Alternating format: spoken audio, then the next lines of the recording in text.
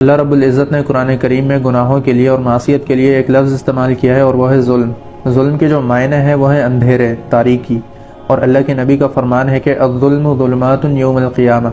کہ قیامت کے دن ظلم جو ہوگا وہ اندھیروں کی صورت میں ہوگا، تاریکی کی صورت میں ہوگا۔ گناہگار انسان جو جانتے بوجھتے ہوئے گناہوں میں پڑا ہوا ہے، جو جان بوجھ کر گناہوں کا مرتکب ہو رہا ہے، ان سے دور ہونے کی کوشش نہیں کر رہا، اسے بھی ظالم اسی وجہ سے کہا گیا ہے کیونکہ گناہ جو ہے انسان کو جہنم میں پہنچانے کا سبب ہے۔ تو گویا کہ جانتے بوجھتے ہوئے یہ شخص گناہ کر کر اپنے آپ کو جہنم میں پہنچا رہا ہے اور اپنی جان پر ظلم کر رہا ہے، اور غالباً اسی وجہ سے اللہ تعالیٰ نے قرآن کریم میں شرک کو سب سے بڑا ظلم بتایا ہے۔ ان الشرک لظلم عظیم، کہ شرک جو ہے وہ سب سے بڑا ظلم ہے، سب سے بڑا جرم ہے، کیونکہ اگر کوئی انسان حالت شرک میں مر گیا، اس دنیا سے چلا گیا، اسے مشرک ہونے کی حالت میں موت آئی، تو اس نے اپنے آپ پر جنت کو ہمیشہ کے لیے حرام کر دیا۔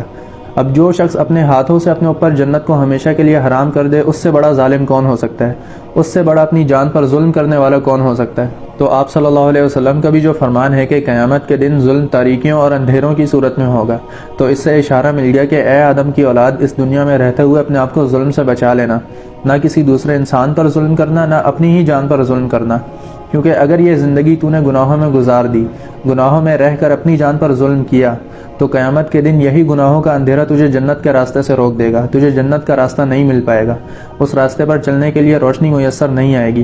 اللہ تعالیٰ تیرے لیے کسی نور کا انتظام نہیں فرمائے گا۔ اور شاید اسی وجہ سے اللہ تعالیٰ نے گناہگاروں کے اور کافروں کے بارے میں یہ فرمایا کہ انہیں ہکا کر جہنم کی طرف دھکیلا جائے گا، یہ خود نہیں چل پائیں گے کیونکہ ان کے پاس روشنی نہیں ہوگی، یہ اندھیرے میں گھرے ہوئے ہوں گے،